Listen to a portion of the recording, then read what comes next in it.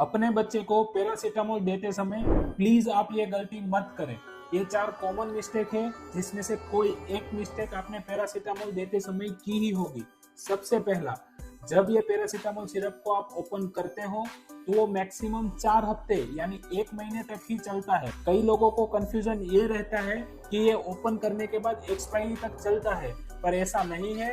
उसकी एक्सपायरी बंद बोतल की है। दूसरा, ये पैरासीटामोल ड्रॉप्स है और ये पैरासीटामोल सिरप है।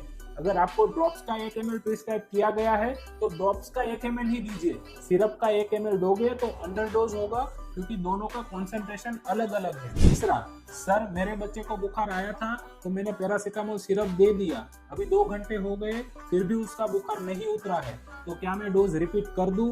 नहीं, आप 24 घंटे में 6 बार ही डोज रिपीट कर सकते हो, यानी 2 डोज के बीच का फासला मिनिमम 4 घंटे जितना होना चाहिए। चौथा, अपने बच्चे को टैबलेट का आधा टुकड़ा या फिर थोड़ा टुकड़ा पानी में घोल के मत दे।